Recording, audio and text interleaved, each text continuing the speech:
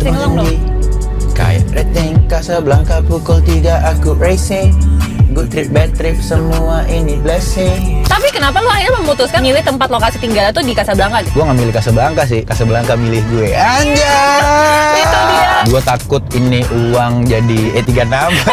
Kalau nemu yang bagus nggak apa-apa loh. Iya sih, cuman gue rasa kayak buat gue yang gak punya atap, penting gue prioritasin Tempat tinggal. tempat tinggal. Kenapa BMW itu? BMW itu kayak udah, BMW sama dengan busboy gitu. Anjay. High calorie bro. Iya sih. Ini yang menghalangi gue menjadi seksi. Tapi gue tetap Dulu ya. bisa ngakalin makan padang tapi nggak jadi yang terlalu Caranya? beauty. Caranya ya pasti pertama lu nggak makan gulai. Langsung makan gulai dia.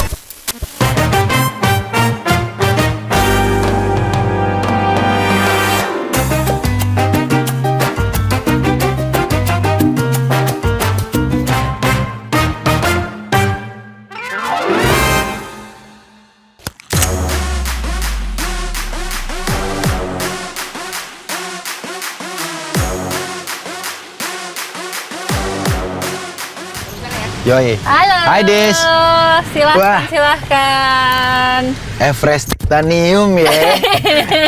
Gokil. Apa kabar, Mas Boy? Kabar baik Des, lu apa kabar? Alhamdulillah baik. Gimana hari ini? Hari ini Lu morning gua person gak sih orangnya? Tapi Morning- Cukup pagi nih soalnya cukup nih. pagi. Tapi memang gua itu cukup lama jadi morning person dari 2022 sampai 2024 akhir. Karena gue siaran pagi waktu itu. Oh iya, benar. Lu sempat ada fase siaran ya? Ada di Global Radio kan. Jam 6 tuh udah on air. Jonu udah on air. Udah on air. Oh, berarti udah terbiasa lah ya bangun pagi ya. Lumayan terbiasa tapi sekarang semenjak 2024 akhir sampai sekarang kan udah nggak siaran tuh.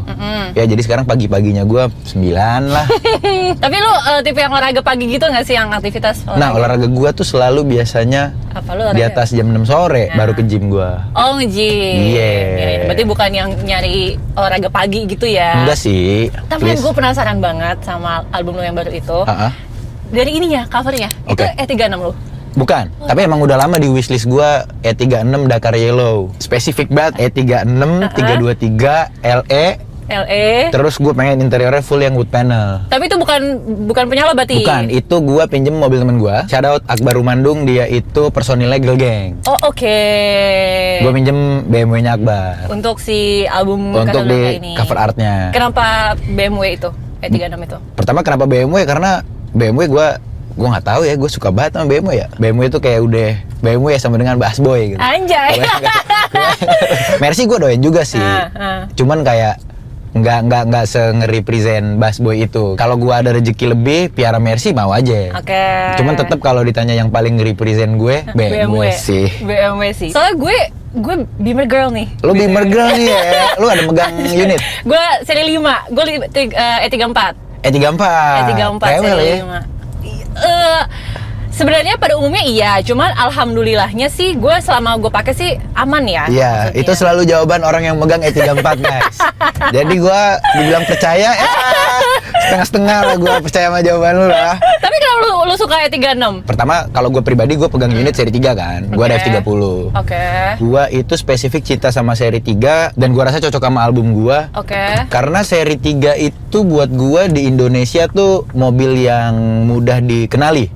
Orang nggak harus suka mobil. Lebih familiar Lebih gitu. familiar. Maksudnya kalau lu let's say pakai Estilo, kayaknya tuh orang nangkep personality mobilnya tuh kalau memang into otomotif. Oke. Tapi kalau seri 3 tuh personality mobilnya cukup umum untuk orang tahu lah gitu karakter. Kan sering dilabelinnya seri 3 Seri tuh 3. kayak OKB. Iya dong. Iya dong. OKB begajulan. Gajulan. So paling mantep. Iya. Padahal iya, di iya. BMW itu entry level nyet yang paling murah Iya, gitu. iya. Tapi banyak juga yang favorit seri 3 karena mungkin lebih terkesan sporty nggak sih? Benar, Oh, iya benar. kan? Jadi ya gua rasa cocok sama gua tuh karena youthful, Oke. sporty, Oke. begajulan. Gue tuh dulu punya E30 Oke. seri 3. M40.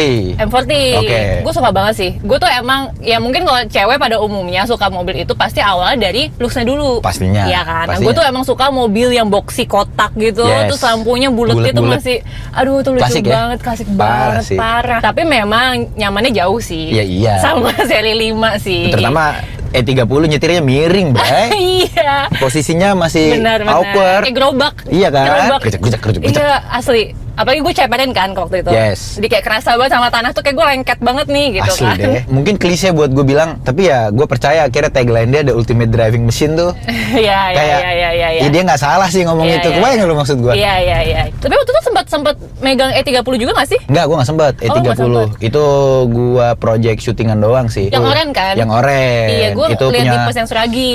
Bener, itu punyanya si Ambush. Berarti wishlist lo yang pengen banget lo punya nih apa nih?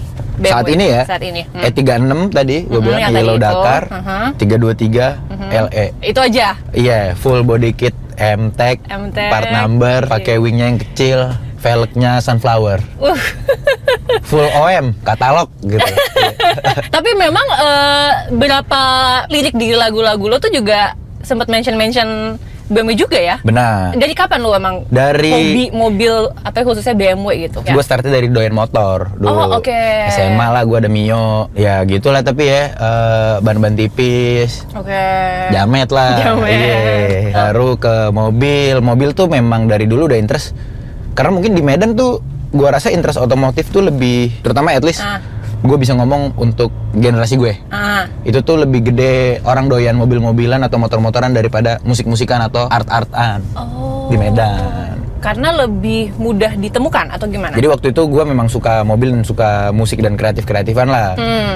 Kayak lebih mudah buat gue nyari temen yang punya interest mobil daripada yang musik. musik-musikan. Jumlahnya Oh, pasti gitu. jauh, jomplang lebih banyak. Kalau Oh, kayak lo gitu. bisa nemuin 20 temen yang suka mobil, mungkin cuman ada 5 yang suka musik-musikan Oh. atau band-bandan. Oh, gitu ya? Iya, di Medan tuh kayak gitu. Dari situ tuh awal sukanya. Jadi ya karena lingkungan lo juga mendukung hobi itu gitu loh maksudnya. Ya gue produk lingkungan lah gue bilang. Lingkungan. Produk dari lingkungan lah gue. Oh, Terus oke. BMW tuh gue belanja BMW pertama gue 2023. Itu F30. Oh, F30. 320 tuker tambah sama Jazz 2019.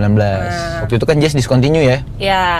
Jadinya Oh, harganya naik. jazz lama ya itu ya. Jazz yang GK5 GK5. yang terbaru. Kan waktu dia discontinue di 2019 demand-nya nggak turun. Jadinya harganya naik. Terus gue jadinya wah ini harganya tinggi gini gue nambah dikit udah bisa banyak opsi nih. Waktu itu sempat pilihannya antara CLA 200 atau 320 F30. Akhirnya pilih F30. F30 karena CLA 200 buat gue waktu gue tes bawa agak bantut ya. nggak greng gitu tarikannya. Bukan dashboy banget gitu Iya. ya kayaknya ya. Terus tarikannya nggak greng gitu Iya, loh, iya, kebayang iya. nggak lo? Berarti BMW pertama lo F30 itu ya? F30. Oke, tapi sekarang udah nggak ada. Masih ada. Oh, sekarang masih ada? Masih Oh, ada. lo pakai daily biasanya? Sekarang ini alhamdulillah gue daily ada BYD. Oh, oke. Tapi BMW jadinya mobil weekend gue lah. Mobil weekend, Iya. benar. Biasanya mobil weekend. Gila cong, ngisi bensin masa full tank 1 juta, gila. Gue kan ngisi Pertamax Turbo. Oh. Sebelum bensin naik, Iya. itu tuh full tank 700. Ya, sekarang Sejuta. aduh, menangis. Terus kan jadi gue mikir, berarti kalau gue punya duit 100 juta, itu habis cuman buat 100 kali ngisi bensin. Iya lagi anjir. Kalau gue sebulan ngisi bensin 2 kali, Iya, berarti iya. total gue cuman bisa 50 bulan. 50 bulan tuh berarti cuma 4 tahun doang, nyet, gila. Kayak Itu bensin doang. itu bensin doang, belum oli, belum oli belum perawatan. matic.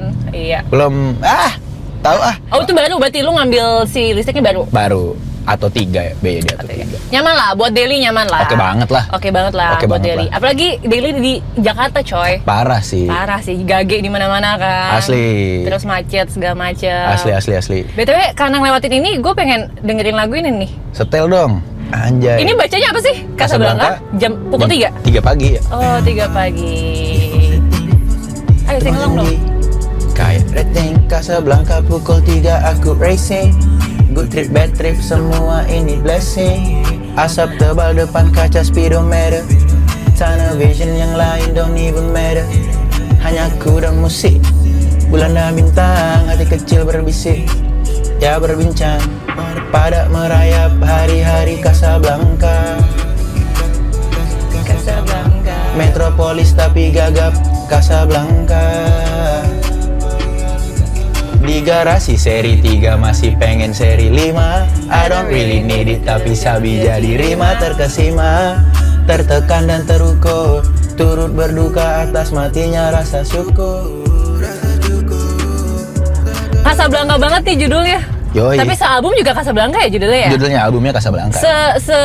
Seberarti itukah Iya sih. sampai dijadikan album? Gua seorang perantau, Dis.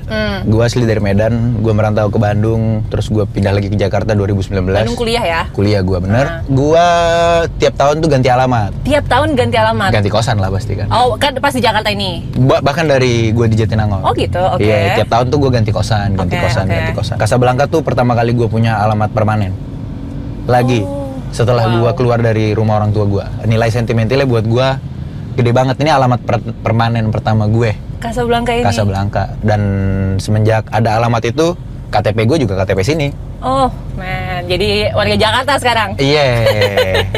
Tapi kenapa lu akhirnya memutuskan untuk milih tempat lokasi tinggal tuh di Casablanca gitu? Gue nggak milih Casablanca sih. Casablanca milih gue. Anjay! Itu dia! Enggak Itu sih. dia. Tapi emang pertama gue waktu itu kan masih siaran. Siaran gue itu kebetulan di Gondang Dia.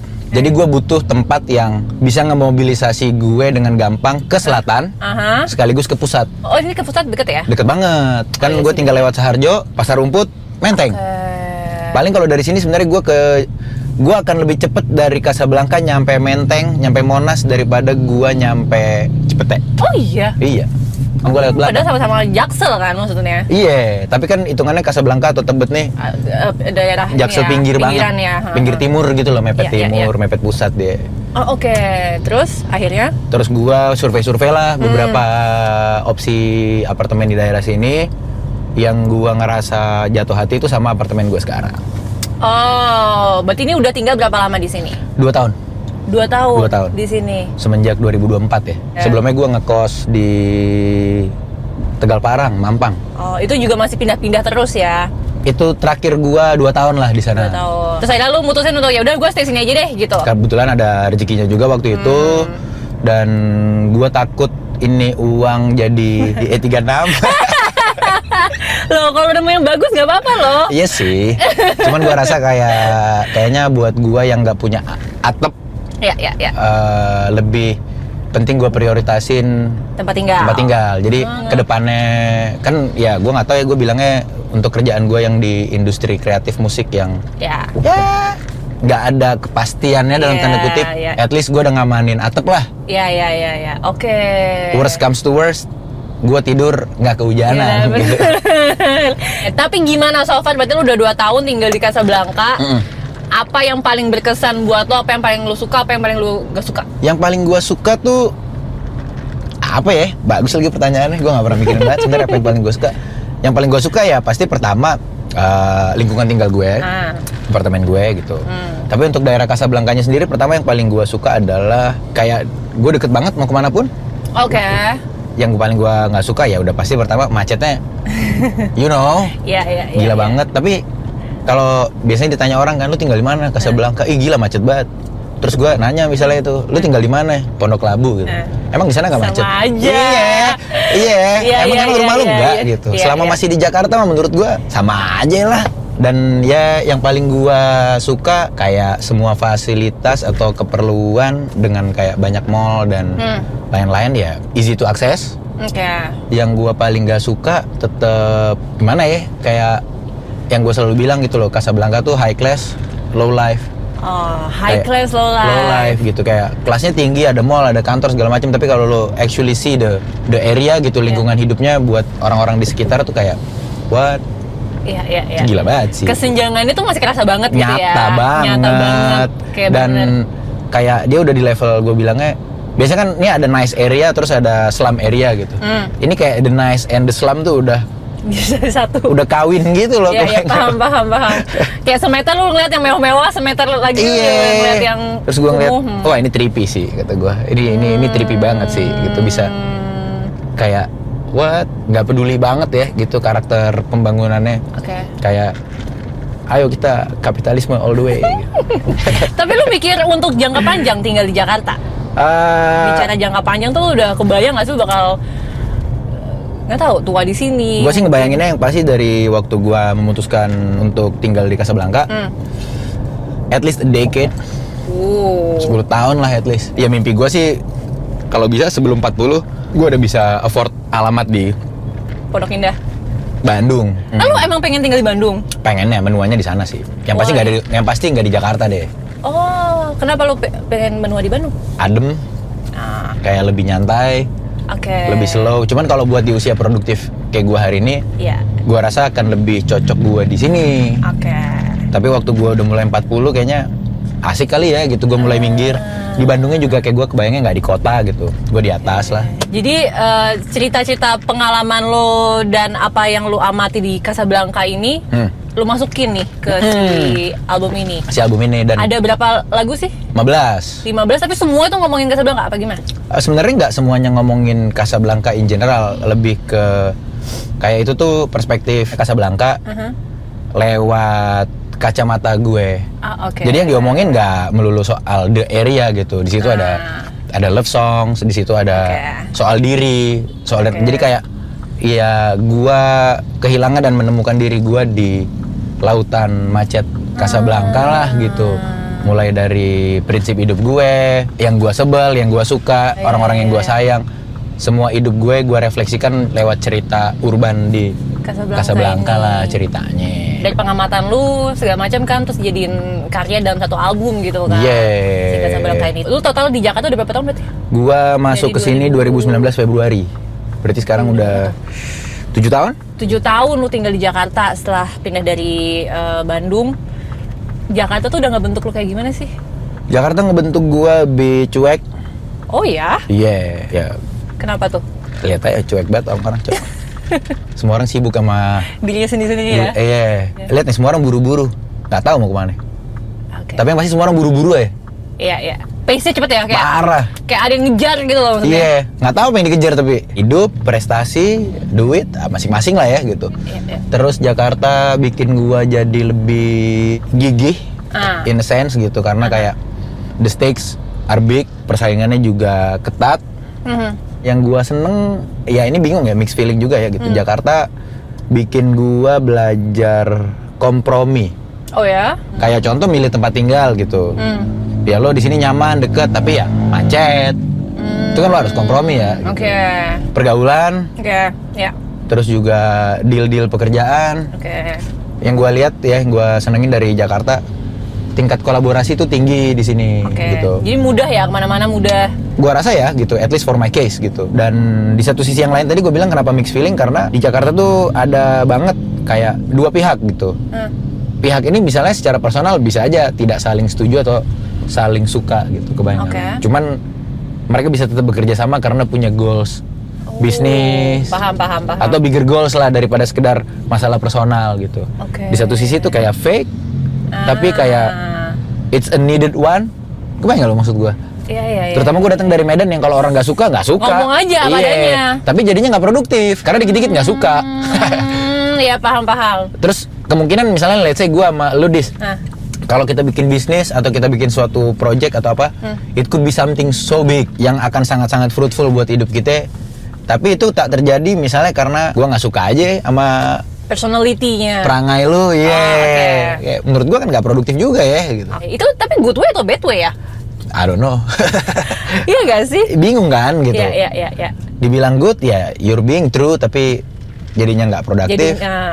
Di Jakarta you're being produktif tapi jadi nggak true-nya gitu. Jadi kalau dibilang bagus atau enggak, ya masing-masing lah itu decide deh. Tapi susah nggak waktu lo beradaptasi di bagian itunya gitu? Maksudnya kan ya tadi lo bilang kalau lo orang Medan kan apa adanya, just adaptasinya kayak wah ternyata orang Jakarta kayak gini ya, kayak lo gue harus agak fake nih lalala gitu. Mungkin gue cukup beruntung karena sempat ke kampus dulu. Ibaratnya kalau lo sebelum SBMPTN try out lah. Karena kan di kampus juga banyak orang Jakarta. Kayak gue juga belajar bisa ngomong dengan aksen kayak gini nih. Itu ya di kampus, bukan di Jakarta gitu. Jadi waktu gue ke Jakarta gue udah bisa ngomong kayak gini. Kan itu nolong gue banget dong. Itu nolong gue banget sih. Yang dari anak daerah banget nih dulu gitu kan. Iya. Jadinya gue cukup kurang lebih punya bayangan lah cara bergaul atau pergaulan Jakarta Jawa Barat. Yang pastinya buat gue ya culture shock lah sebagai gue orang yang dari Medan yang secara budaya banyak perbedaan, secara kebiasaan banyak perbedaan, secara prinsipal dan perspektif juga banyak perbedaan. Yang gue penasaran, tapi kan terkait dengan album lo ini, Yes. gue udah dengerin semuanya nih. Wih, thank you dong. Iya, sama-sama. Terus apa namanya? Dibandingkan sama album lu sebelumnya, Ya. itu cukup beda nggak sih? Gue memang bukan pengamat musik, tapi kalau gue sebagai orang awam mendengar tuh kayak, Dan lu merasakannya agak, lah ya. Kok gitu. beda ya gitu? Itu apa tuh? Ada perubahan konsep kah atau gimana? Sebenarnya mungkin bukan yang kayak suatu hal yang gue konsepin banget ya, karena memang keadaan hidupnya juga udah beda. Jadi kalau gue tuh bikin musik, terutama untuk musiknya gue ya gitu, musiknya Busboy itu cuman apa yang kejadian di hidup gue aja. Gue nggak pernah bikin lagu yang berdasarkan cerita orang gitu, kebayang lu? Atau berdasarkan pengamatan gue menceritakan lingkungan gitu. Yang gue ceritain pasti selalu kacamatanya kacamata pribadi. Cenderung lebih egois lah gue bisa bilang. Dan kayak ibaratnya itu jadinya cerita biografi gue aja gitu. Nah waktu album yang sebelumnya tuh ya bisa dibilang Adulting for Dummies tuh kayak sebelum lu masuk ke kota. Itu gue baru pindah kan gitu. Ya. Jadi pandangan-pandangan lu tuh masih pandangan yang dari dalam diri lu sebelum lu beneran ngerasain bahwasannya banyak yang nggak sesuai sama pandangan lu nih, misalnya gitu kan. Lebih kayak lebih pure, lebih soft, kayak lebih hopeful, lebih optimistik. Ya mungkin bisa dibilang bahasa simpelnya Adulting for Dummies tuh kayak gua mau menjadi Busboy. Inilah harapan-harapannya. Makanya kalau lu perhatiin juga cover artnya si buku ini kan, buku gambar kan, benar. Dan kalau lu perhatiin kan buku gambar itu dibacain orang lagi dibacain buku cerita kan, dan itu kan settingnya di dalam rumah. Maksudnya nilai-nilainya tuh masih nilai core lu, makanya rumah. Sedangkan kalau Casablanca dia udah di jalan kan, dia udah di jalan, udah di luar rumah gitu. Jadi kalau kemarin itu tentang menjadi Busboy, Casablanca itu tentang gua udah ngejalanin jadi Busboy dan segala hal yang gua temuin waktu gua jadi Busboy, dan semua hal yang baik, buruk, harga yang harus dibayar, stakes-nya, semuanya lah. Anjir, ini berarti kayak bener-bener perjalanan lu hidup banget ya, fase hidup Busboy banget gitu loh. Iya sih yang Adulting for Dummies yang pas masa ini, terus pas si Casablanca yang di udah ini. Iya. Sebelumnya juga, sebelum Adulting for Dummies, EP gue juga judulnya Fresh Graduate. Yang bener-bener fresh graduate gitu. Padahal lu nggak dikonsepin itu ya? Kalau untuk Adulting for Dummies, gue bisa bilang itu zaman pandemi kan? Karena tahun pandemi. Ya. Itu gue lebih dalam tanda kutip lebih konsep. Kayak konsepnya dulu baru gue isi albumnya. Kalau Casablanca tuh gue bikin lagunya dulu. Berdasarkan lagu-lagu yang ada, baru gue rasain, ini nih ternyata bisa gue konsepin jadi ke arah sini. Sedangkan kalau dulu tuh jadinya konsepnya udah gue tentuin, lagunya mengikuti arahan konsep. Kebayang ya. Oke, beda ya jadinya ya. Kalau Casablanca tuh bahkan gue nggak tahu mau bikin album apa waktu itu. Gue cuma pengen bikin lagu banyak banget juga enggak sih. 15 doang. 15. Iya. Tapi sebenarnya 2 menit gitu ya, 2 menit. 2 menit semenit. Ya, lagunya berisik-berisik. Dia mencerminkan Casablanca gitu loh, yang chaosnya. Pendek, gitu. singkat, cepet, instan, bising kayak. Iya sih, mencerminkan banget sih. Gue ngerasa banget sih feel-nya pas dengerin sealbum itu. Makanya kan kalau lu rasain lagunya tuh baru mulai berasa tenang atau sunyi cuman dari 15 cuman 3 yang tenang kan. Iya. Karena gue rasa di Jakarta ya jam tenang lu cuman tengah malam ke atas. Iya. Dan sesingkat itu aja gitu. Tengah malamnya juga masih ramai tuh sebenarnya kan. Iya, benar. Terus besok pagi ya lo harus balik lagi menghadapi bising dan ricuh dan semua inilah gitu. Jadi perjalanan pembuatan albumnya Busboy itu benar-benar berdasarkan ya fase hidup lo banget. Hasilnya juga banyak yang menikmati juga loh. Gue juga riset gimana respon orang-orang juga banyak yang happy juga gitu ngedengernya. Tapi kita bakal lanjutin lagi obrolan kita. Oke. Sambil ngapain coba? Sambil apa? Mau makan Padang. Boleh dong, boleh sih. Kan lu anak Sumatera. Pastilah. Padang udah biasa dong harusnya. Iya, kalau di Medan kan nggak ada warteg. Oh iya. Kebanyakan ya ibaratnya kayak warteg lu ya rumah makan Padang aja gitu di sini. Rumah makan Padang. Oke, kita akan lanjutin lagi obrolan di segmen kedua. Yes, sir. Jadi kita akan ketemu di segmen 2. Bye-bye. Bye.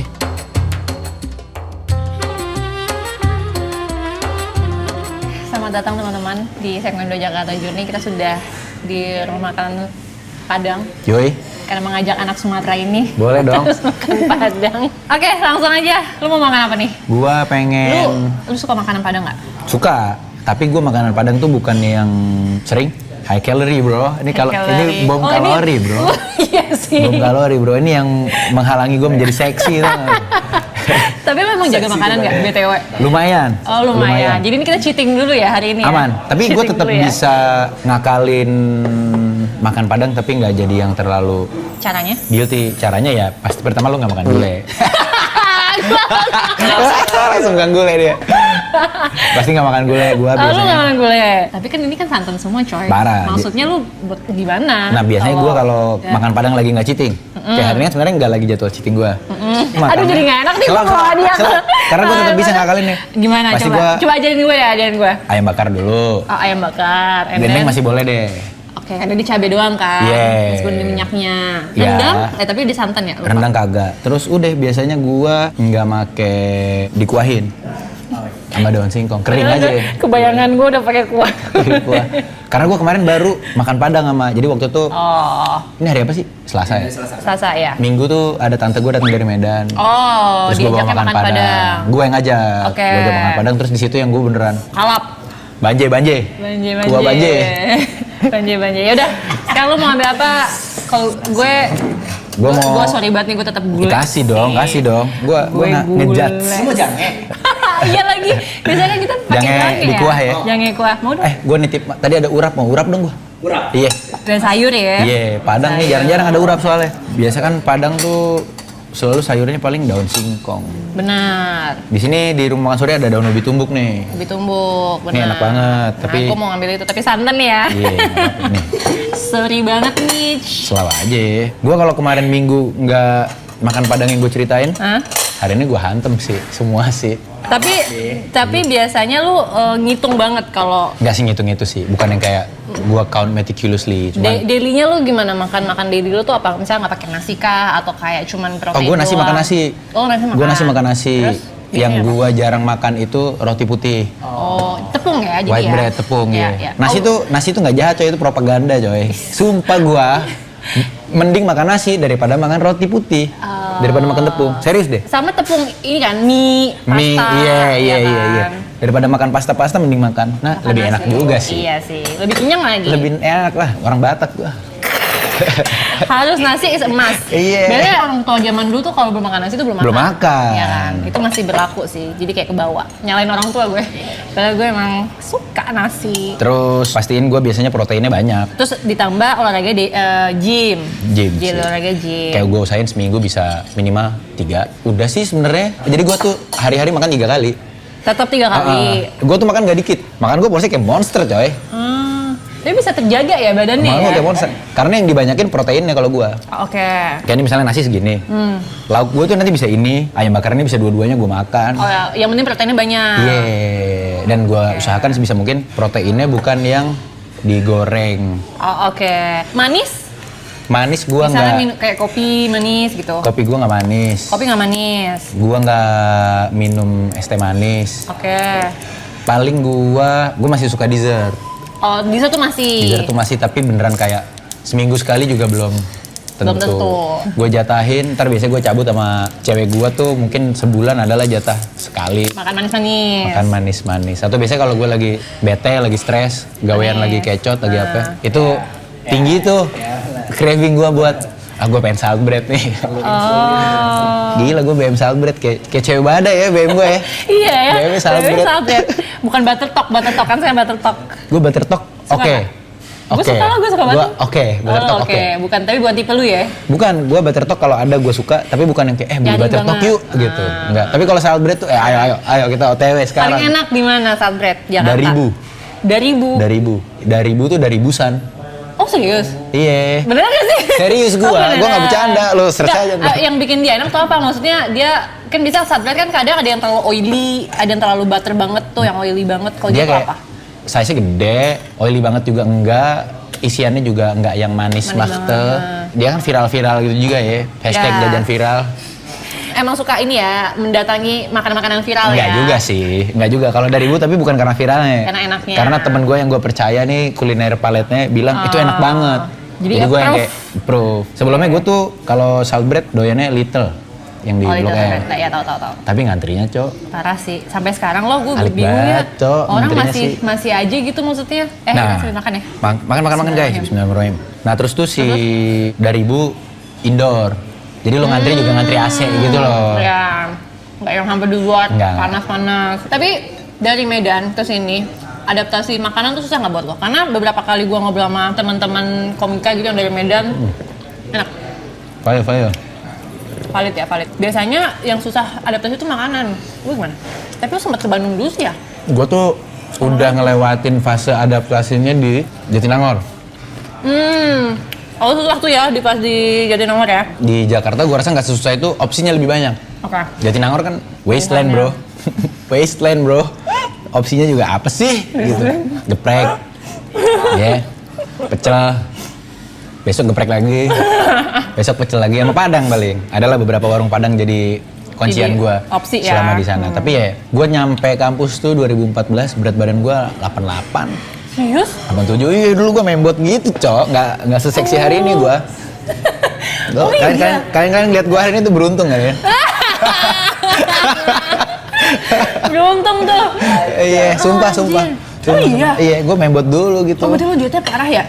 Nggak diet, nah jadi gue nyampe kampus tuh makan nggak cocok, parah. Dan gue cukup beruntung lah gitu, gue growing up tuh tipe yang nyokap gue masak tiap hari.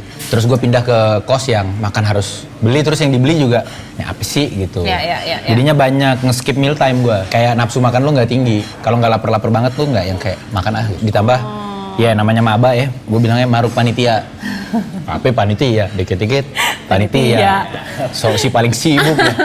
Waktu itu juga belum ada kendaraan, belum ada motor, jadi kemana-mana banyak jalan kaki.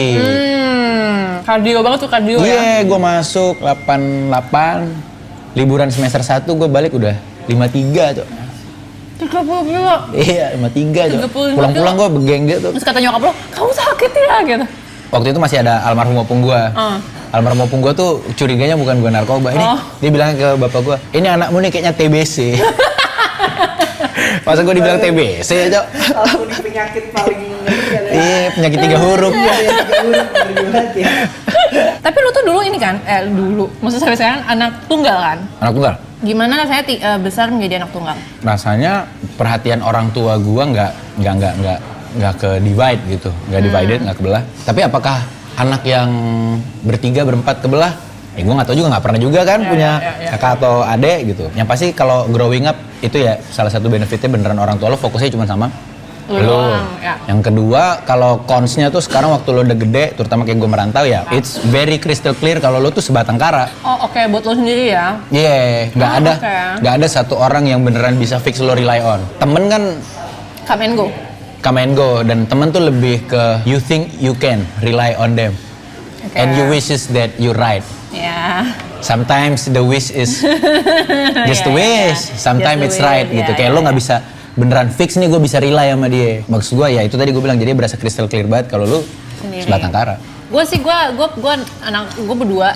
Gue kakak. Berdua, lu kakaknya. Gue punya adik. Gue nggak tahu, mungkin ada gue juga merasakan kayak gitu kali ya, punya kakak mungkin punya seorang yang bisa nge-rely on dan apa segala macam. Tapi iya sih kebayang sih kalau misalnya emang sendiri, ya udah lu cuman just you aja just gitu you. Kan. Dari kecil sama orang tua, tapi sekarang merantau juga pasti berat juga buat mereka nggak sih? Gue rasa lebih berat buat mereka daripada buat gue. Ya kan, karena sendiri jadinya kan. Dan itu baru gue sadarin setelah sekian tahun lah ya gitu. Waktu di awal-awal yang yes, gitu. Akhirnya keluar rumah. Iya, tanpa gue menyadari betapa berat itu sebenarnya buat sama bapak gue. Tapi waktu masa kecil tuh kayak gimana? Kalau nggak salah gue pernah dengar beberapa podcast, lucu dari beberapa podcast tuh kalau nggak ada orang tua lo yang di seni gitu kan maksudnya. Gimana caranya lo bisa kayak into seni? Selain dengan lu pernah ngeband di sekolah dan lain-lain gitu. Gue paling bisa bilang kayak emak gue tuh cukup seneng dan rutin, mungkin bisa dibilang cukup rutin lah ya, dalam berapa bulan sekali tuh ada ngajakin gue ke toko kaset. Oh oke. Belanja musik gitu. Oke. Menarik. Interest gue ke musik tuh ya dari situ lah ya, dari katalog-katalog yang emak gue dengerin dan bapak gue dengerin. Kalau antara emak dan bapak gue bisa bilang lebih tinggi interestnya emak gue. Di era itu ya gitu. Mungkin itu ada faktor karena mak gue waktu muda tuh di umur 18 sampai early 20s-nya dia sempet jadi penyiar radio. Oh, di Medan. Banget. Oh gitu. Sempet. Radio sekarang juga udah nggak ada BTW. Jadi gua rasa mungkin dia punya interest itu dari era hidup dia yang itu tuh. Oh, kebawa lah sampai dia punya anak gitu.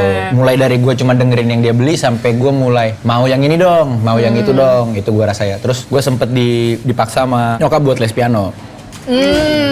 Tapi gue kayak cuman bertahan 2 tahun piano klasik gitu karena buat gue yang kayak BTW tuh les piano tuh bukan suatu hal yang kayak wah anjing orang kaya nih gitu.